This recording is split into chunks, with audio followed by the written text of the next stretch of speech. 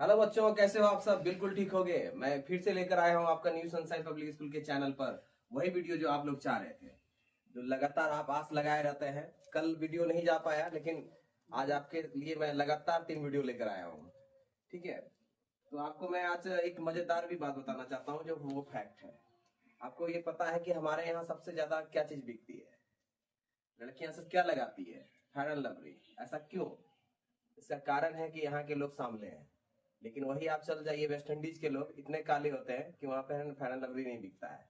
इसी के लिए सबसे ज्यादा यहाँ पर पाउडर और फेयर एंड लवली जो क्रीम होती है फेस के लिए, चेहरे के लिए, वो सबसे ज्यादा है ना यहाँ पर बिकाऊ है।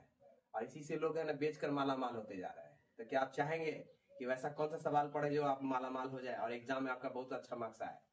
तो ये फैक्ट बताते हुए मैं आपका आज जो टॉपिक लेकर आया, बड़ा इंटरेस्टिंग टॉपिक है। ठीक है, तो वो देखते हैं वो टॉपिक कौन सा है। तो ये टॉपिक है आपका 5 नंबर का है, ग्राफ। बिल्कुल एग्जाम में ग्राफ आता है, और आपके मास्टर साहब, आपके आसपास के जो भी टीचर थे, वो आपको जरूर ग्राफ के बारे में बताए। लेकिन सब भेजे में नहीं समझ में आया। अरे भेजे में इसलिए समझ में नहीं आया क्योंकि आपका बेसिक नहीं मजबूत था। तो चैप्टर का नाम है दो चर वाले रैखिक समीकरण के युग। ठीक है, तो आप समझ, ये एक समीकरण हो गया। तो इसमें दो चर है, एक्स और वाई है। ठीक है, ये समीकरण ए को कंसीडर कर रहा है, इसी के लिए 1 1 हम लोग डाल के रखे हैं। उसी तरह से a2x plus b2y plus c2 equal to 0। तो देख लीजिए, एक समीकरण ये हो गया, एक समीकरण ये हो गया। तो दो दो समीकरण बन गया हमारा।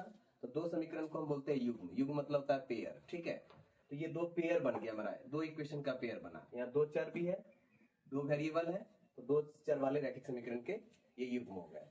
तो इसी चैप्टर को हम लोग देखते हुए जानते हैं कि ये ग्राफ आखिर बनता कैसे है। ठीक है, तो इसमें से देयर आर 3 टाइप का कंसीडर होगा आपका, आपके 10 क्लास में है। तो पहला क्या है? जब कहता है कि दो रेखाएं, जब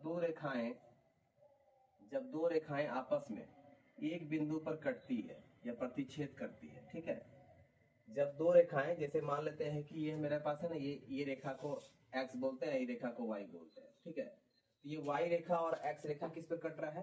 तो इस O बिंदु पे कट रहा है। तो एक ही बिंदु पे कट रहा है। जब कोई एक बिंदु पर, जब दो रेखाएं एक बिंदु पर प्रतिच्छेद हो, तो हम उसको क्या बोलेंगे? कौन सा? प्रतिच्छेदी रेखाएं कहेंगे। क्या बोलेंगे? प्रतिच्छेदी रेखाएं। प्रतिच्छेदी रेखाएं, रेखा कहेंगे। उसी तरह से ग्राफ में ये पहला पैटर्न है, क्योंकि एक आपका दो इक्वेशन है, पहला इक्वेशन और सेकंड इक्वेशन। तो पहला इक्वेशन का ये वाला मान लीजिए कि है ना आपका रेखा बना, और ये दूसरा वाला का बना। तो दोनों रेखाएं किस बिंदु पर कट रहा है? एक बिंदु पर, तो इसको बोलेंगे प्रतिच्छेदी रेखाएं। ठीक है, उसी तरह से जब दो रेखाएं किसी भी बिंदु पर नहीं कटती है, जैसे ये मेरा L है और ये मेरा क्या है, ये M है। तो बताइए, ये दोनों किसी जगह पे मिल रहा है क्या? ये दोनों किसी भी बिंदु पर कट नहीं रहा है। आप इंफिनिटी तक जाएंगे तो आपका ये दोनों किसी बिंदु पे नहीं कट रहा है। तो ऐसे रेखा को क्या बोलते हैं? ऐसे ग्राफ को बोलते हैं समांतर, समांतर रेखा कहते हैं। ठीक है, समांतर रेखा कहते हैं। तो मतलब ऐसा जो ग्राफ आपका आएगा वो समांतर रेखा वाला ग्राफ आएगा। ठीक है, उसी तरह से जब दो रेखाएं एक ही रेखा पर दोनों ओवरलैप कर जाए, जैसे बात करते हैं कि ये रेखा मेरा पहला था, ठीक है, ये L है, इसी पर ये ओवरलैप दूसरा वाला भी कर जाए, दूसरा वाला भी इसी पर ग्राफ पे आ जाए। ठीक है, इसी वाले रेखा पर जब दो रेखाएं आपस में एक दूसरे पे ओवरलैप कर जाते हैं तो उसको बोलते हैं समपाती। क्या बोलते हैं? समपाती रेखा। तो आपको 3 तरह का ग्राफ इसमें से पूरे है ना आपके चैप्टर में देखने को मिलेगा। तो हम देखते हैं कि कोई सवाल इंपॉर्टेंट जो एक तरह का सवाल बता दे, आप उसी तरह के कॉपी को कर आप दूसरे सवाल को बनाने का प्रयास करेंगे। तो यहाँ से आपको मिलने वाला कितना है? तो सबसे पहले ये जो मैं इतना बताया, इसमें से आपका 2 मार्क्स का ऑब्जेक्टिव आ जाएगा। ठीक है, 2 मार्क्स का ऑब्जेक्टिव यहाँ पर से आपका आएगा। ठीक है, उसी तरह से मैं अब इसी ग्राफ पर से पैटर्न को लेकर चलूंगा, और वो आपका 5 मार्क्स का रहेगा। जो कि 5 मार्क्स में ऐसे नहीं कोई दे देगा आपको, लो रे बेटा लो, जैसे लड्डू खिला देता है फ्री में, जाते हैं ले लेते हैं ऐसे करके खा लेते हैं। तो ऐसे नहीं मिलने वाला है। 5 मार्क्स के लिए आपको, 1 मार्क्स के लिए जब आप पैरवी कराने के लिए जाइएगा ना, पैसा लूट लेगा। बिहार में है ना, लुटेरा सब एक सा एक है। पढ़िएगा नहीं, आ जाइएगा है ना, पैसा देकर हमको नंबर मिल जाए, तो पता चला कि घर बेच के पैसा आपको देना पड़ा है। इसी के लिए बेटा पढ़ लो। ये 5 नंबर का बताया है ना, उसको कम से कम दिया बार के रात में है ना, कम से कम पढ़ लेना। इन्हें कि ना इधर से उधर ताकते रहना, इधर उधर। तो यहाँ बिहार में है ताकने का बहुत आदत है, ऐसे पीछे देखेंगे, पढ़ेंगे ना, ऐसे पीछे वाला का देख देख के लिखेंगे। तो बेटा पढ़ना है, न कि पीछे वाला का देखना है। तो पकड़ाओगे ना तो सीधे तिहाड़ जेल में जाओगे। ठीक है, तो चले आप अगला सवाल के लिए देखते हैं। अब देखिए ये आपका जो सवाल है वो आपका 5 मार्क्स का आने वाला है और इम्पोर्टेंट सवाल है, हो सकता है यही सवाल आपका दे दे। ठीक है, मैं ये श्योर नहीं बता रहा हूँ, लेकिन हाँ 100% बिलीव है मुझे, क्योंकि बार बार इस तरह का सवाल है। अब देखिए बिहार बोर्ड में होता है क्या कि 2 टर्म में एग्जाम पूछा जाता है, फर्स्ट टर्म और सेकेंड टर्म होता है। तो आप लोग को बकलुलवा सबको ये है ना डर लगा रहता है कि नहीं कि भाई पहला टर्म में मतलब कि हल्का सवाल पूछेगा, सेकेंड टाइम में दूसरा सवाल पूछेगा। अरे भाई उसी का पैटर्न रहता है, सवाल सेम रहते हैं, लेकिन उसमें क्या होता है कि कुछ चीजों को डिजिट को एक्स वाई जेड आपका बदल देगा और आपको डरा दिया जाएगा कि नहीं ये सवाल अलग आया है, वो सवाल अलग आया है। अरे बुक में जो जितना 15 चैप्टर है मैथ में वैसी से ना आएगा, सवाल तो बदली होगा नहीं। इसके जगह पर आपको है ना 2 के जगह पे 3 डाल देगा, 3 के जगह पे 6 डाल देगा, और क्या करेगा। लेकिन तुम लोग तो इतना डर जाते हो कि लेकिन सवाल ही छोड़ के आए, सर आपका तो पढ़ाया हुआ एग्जाम में मिल भी नहीं किया, तो हम बेकार है तब पढ़ाए तुमको। ठीक है, तो इसी के लिए सवाल को छोड़ना नहीं है, आपका इसी पर पैटर्न पर आपका कॉपी किया रहेगा। ठीक है, तो देखते हैं कि इसमें से पहले सवाल दिया हुआ क्या है। बताइए, इस तरह का सवाल दिया है, या आपको एग्जाम में क्या करेगा, इसी सवाल को बदल कर आपको है ना इस तरह से दे देगा, इसी तरह से बदल कर आपको सवाल दे दिया जाएगा। जैसे x है प्लस 3y है, 6 को क्या करेगा, इधर देख रहे हैं प्लस में है, इधर लाके माइनस में डालकर ऐसे 0 बना देगा। ठीक है, और यही सवाल को क्या करेगा 2x माइनस 3y माइनस 12 करके ऐसे 0 दे देगा। तो क्या सवाल बदली हो गया, सवाल बदला क्या नहीं, माइनस प्लस बदल के आपको दे दिया और कहे कि एग्जाम में तय भी नहीं किया था आपका सवाल पढ़ाया हुआ। ठीक है, तो ऐसे रहे चाहे ऐसे रहे, बात तो सेम है।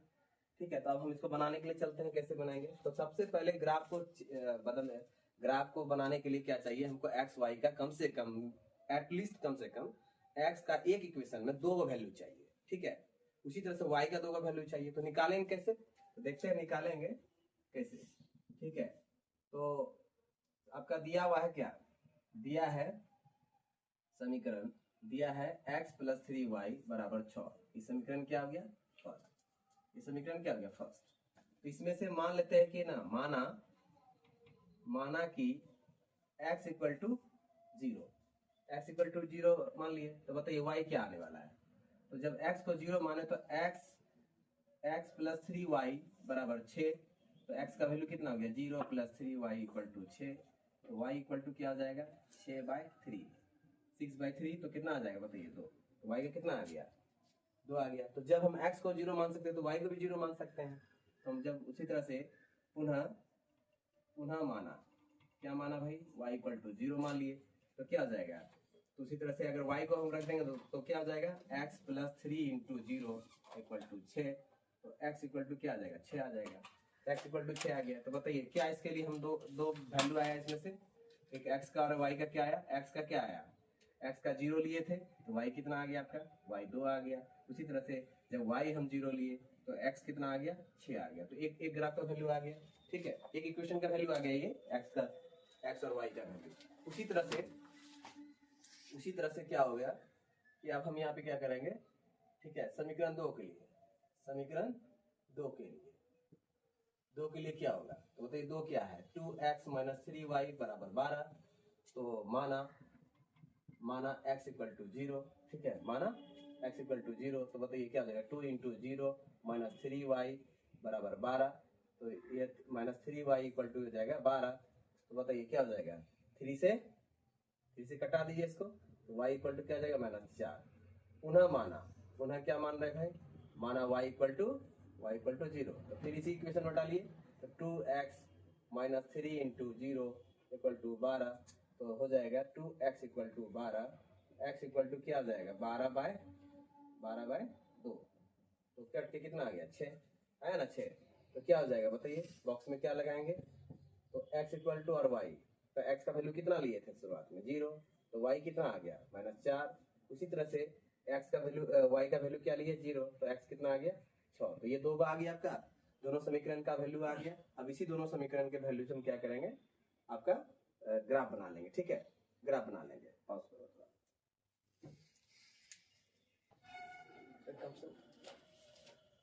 तो आप सोच रहे हो कि ग्राफ तो बना लिए, ग्राफ में एक्स और वाई का वैल्यू सब हम निकालिए दोनों समीकरण के लिए, लेकिन इससे क्या आपको 5 का 5 मार्क्स आ जाएगा? नहीं आएगा।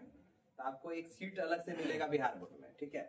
जब आप एग्जाम बैठेंगे तो सर हो सकता है कि सीट देना भूल जाए ग्राफ पेपर, तो आप ग्राफ पेपर वहां मांग लीजिएगा। ग्राफ पेपर अगर नहीं मांगे तो हो सकता है कॉपी पे खींच लीजिएगा, जैसा अभी हम व्हाइट बोर्ड पे खींच रहे हैं, इसे इसमें नहीं खींचा जाता है, ठीक है। तो आपको एक ग्राफ पेपर मिलेगा, उसमें ग्राफ बनाइएगा, वहां 2 मार्क्स मिलेगा, 3 मार्क्स मिलेगा इक्वेशन को सॉल्व करने पर। तो सॉल्व तो हम कर लिए, लेकिन अब ग्राफ ही मेथड से बोला था, इसका ग्राफ कैसा आएगा, रिप्रेजेंटेशन कीजिए, ठीक है। तो हम अब ग्राफ रिप्रेजेंटेशन करने जा रहे हैं, ठीक है। तो आपका कितना वेरिएबल था बताइए? दो एक्सिस आपका आएगा, एक एक्स एक्सिस आएगा, एक वाई एक्सिस आएगा, ठीक है। तो हम सबसे पहले क्या करते हैं, एक्स एक्सिस खींच लेते हैं, ड्रॉ कर लिए, ठीक है। इसको 0 मान लिए, इधर एक्स डैश, डैश का मतलब गया माइनस वैल्यू और इसका मतलब गया प्लस वैल्यू, ठीक है। उसी तरह से इसके बीचों बीच जो है ना एक लाइन जो आपका 0 से पास कराएंगे, इसको वाई एक्सिस बोलेंगे। ऊपर वाला प्लस और नीचे वाला माइनस हो जाएगा, डैश का मतलब होता है माइनस, ठीक है। तो आप क्या करेंगे, इसको है ना एक 10 सेंटीमीटर 10 मिलीमीटर के दूरी पर हम एक है ना नंबर खींचते जाएंगे, 1 2 3 4 5 6, ठीक है।